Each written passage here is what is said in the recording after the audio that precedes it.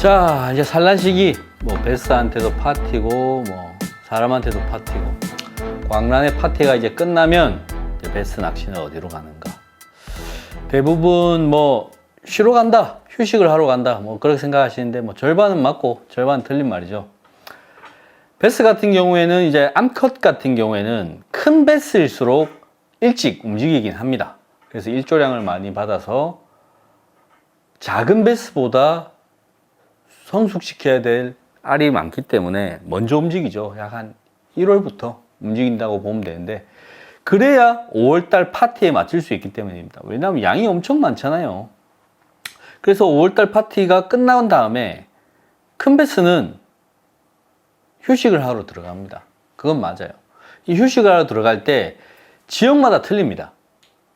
환경마다 틀리고, 대형댐 같은 경우에는 베스가 가장 숨기 좋은, 휴식을 하기 좋은 곳으로 가는데 그게 바로 깊은 곳이죠. 근데 완전 깊은 곳으로 가는 게 아닙니다. 자, 화이트보드. 대형호 같은 경우에는 급심구역이 많습니다. 이런 식으로. 여기 수면이면 베스는 주로 어디로 가느냐? 알짜리가 대부분 이런 데 잡혀 있었단 말이죠. 산란이 끝나게 되면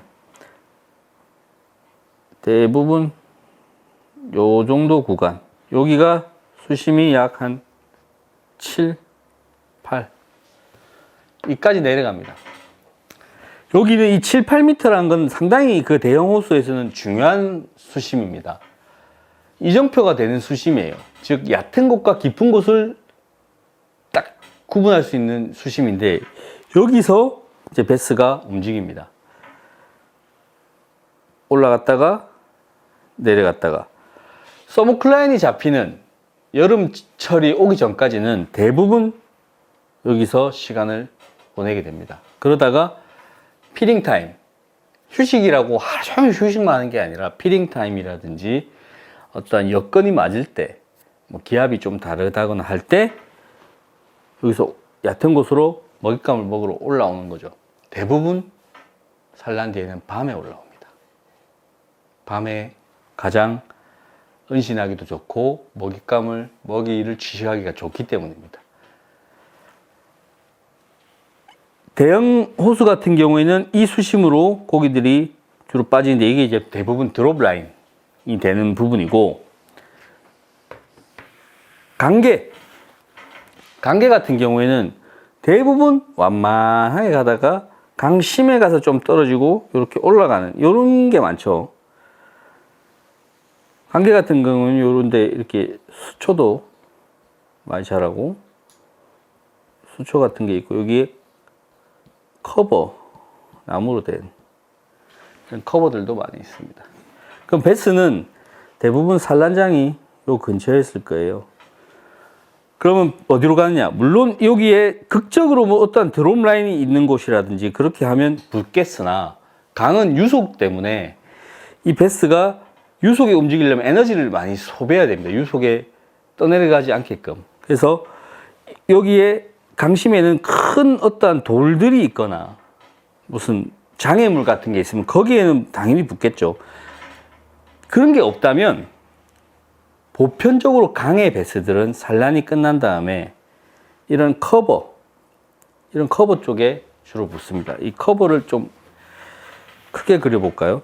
커버가 물속에 이렇게 물이 요만큼 있고, 땅이, 여기 땅이고, 이 수초들 자라면, 베스는 산란장이 요런 데 있었다는 거죠. 이제 산란이 끝나면 대부분 이 커버가 빽빽한 곳으로 공중에 뜹니다. 대부분. 서스펜드가 되는 경우가 많아요. 여기가 그늘이거든요. 그늘이고 숨을 수 있는 곳입니다. 그리고 만약에 수초가 많이 자라서 이 물 위에 수초들이 이렇게 있는 곳이라면 이 수초의 아래쪽에 붙습니다. 여기가 가장 쉬기 좋고 편한 곳이거든요. 그리고 강과 대형호의 공통점 중에 하나가 육상에 있는 구조물입니다. 그런 것도 이제 산란은 좋은 포인트가 되는데, 주로 대형 호수에는 뭐가 있냐면 마지선이라든지 우리가 저기 고삼지나 이런 데 가면 좌대들 있죠. 그런 곳에 아래에 붙습니다. 이게 부력제가 이렇게 있고, 베스들이 어디 붙느냐? 이 아래에 있으면 이 물 깊이 이렇게 있을 것 같은데 그렇지 않습니다. 베스들은 대부분 바로 밑에 떠 있습니다. 이렇게. 요 물 밑에는 회유하는 다른 어종들이 주로 많이 다니고, 베스 같은 경우에는 특별하게 먹잇감이 있지 않은 한은 여기 밑에 딱 붙어 있습니다. 그리고 우리가 저수지라든지 강계 가면 펜스 있죠. 물에 떠 있는 펜스도 이 종류가 많은데, 이 펜스가 만약 물 밑까지 쭉 내려가 있는 그러한 펜스라면 펜스의 최상단에 주로 붙어 있는 경우가 많습니다. 그물도 마찬가지죠. 이런 식으로 붙어 있습니다, 고기가. 이런 고기가 주로 이제 산란이 끝나고 휴식이 들어가는 그러한 베스들이죠. 그렇기 때문에 공략을 하실 때도 강이나 이런 곳은 커버를 주로 하시고, 대형 호수 같은 경우에는 드롭 라인 지는 약간 5, 6, 7, 8까지 치시고, 그 다음에 이런 구조물이 있으면 구조물 아래로 공략을 하는 게 좋습니다. 우리가 구조물 요 밑에 뭐 웜 던졌는데 바닥을 찍었는데 고기가 물었다, 뭐 이런 경우도 있죠. 그런 경우는 거의가 여기 있던 고기가 따라 내려가서 먹은 겁니다. 바닥에 있는 고기는 잘 없어요. 특별한 이유 빼고는 이렇게 떠 있습니다. 사람이 근처에 가거나 배가 근처에 가면 많이 빠지죠. 밑으로 빠졌다가 다시 올라옵니다. 이렇게 이런 식으로 대부분 이 수면에서 약 1m 사이, 2m 사이, 그 사이에 왔다 갔다 하면서 움직인다는 거, 그렇게 아시면 되겠습니다. 그렇기 때문에 베스가 산란이 끝나고 휴식을 어떻게 취하느냐, 어떻게 잡아내느냐, 제가 설명을 드렸는데, 여기에 또 걸맞는 루어가 있죠. 봄철에는 스피너베이트가 좋다. 그리고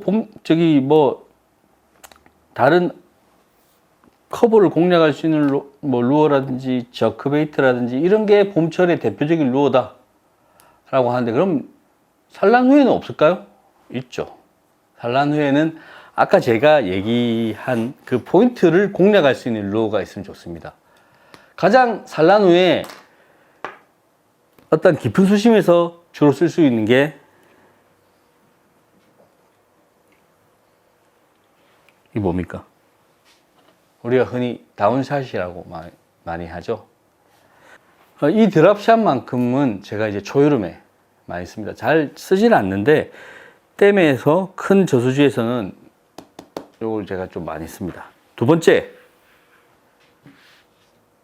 또 깊은 곳을 노리는 것 중에 하나가 크랭크베이트죠. 크랭크베이트 중에서도 딥 크랭크베이트, 약 한 4m, 5m, 6m까지, 최근에는 7m까지 뭐 그런 내려가는 게 좋은데, 이 루어가 여름에 그 구조물이라든지 어떠한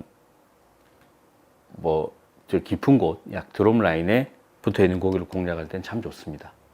특히 이 대형 호수에서는 이 딥크랭크를 끌고 오다가 스테이 시킬 때, 즉 이 크랭크가 올라갈 때 바이트가 많이 들어옵니다. 그렇기 때문에 산란이 끝났을 경우에는 이 소프트 베이트는 드랍샷을 한번 잘 써보시고, 그 다음에 하드 베이트로는 크랭크 베이트를 써보시고, 강계 같은 경우에는 주로 커버라든지 이런 곳에 주로 많이 고기가 붙어 있기 때문에 뭐 텍사스 리그, 블리칭커가 달려있는 텍사스 리그인데, 엄밀히 따지면 여기 스토퍼를 달기 때문에 어떤 플로리다 리그라고도 할 수 있는데, 요즘에는 플로리다를 통상적으로 다 묶어서 텍사스 리그로 부르는 경우가 많습니다. 이런 텍사스 리그를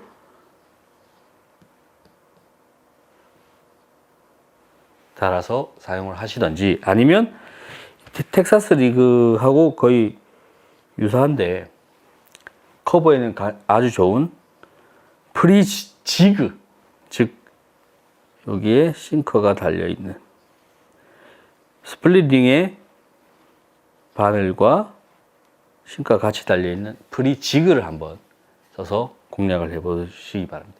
뭐 여기에서 이제 파생된 게 이제 리더레스 다운샷이나 뭐 도쿄 리그 이런 것들도 이 프리지그에서 다 파생이 됐거든요. 그만큼 커버에서 쓰기가 상당히 좋은 그러한 잽이라고 보시면 되겠습니다. 그렇기 때문에 산란이 끝나는 경우에는 뭐 주로 사용하는 루어들도 뭐 정해져 있고 포인트도 정해져 있지만, 딱 기억해야 될 점은 딱 하나입니다. 이 베스는 평생 마냥 쉬지만 않는다. 분명히 먹는 타이밍은 있고, 그 타이밍은 그 산란이 끝난 다음에 고기를 잡을 때 정말 중요하다 라는 겁니다.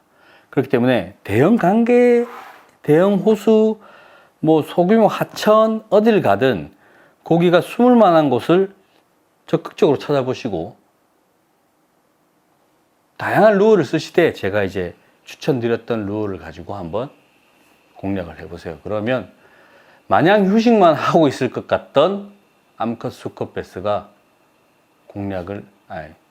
그 루어에 반응을 아마 할 겁니다. 이제 뭐 얼마 안 남았어요. 뭐 여름도 이제 얼마 안 남았는데 땡볕이 오기 전에 한번 이런 패턴과 루어를 가지고 멋진 낚시 한번 해보시기 바랍니다.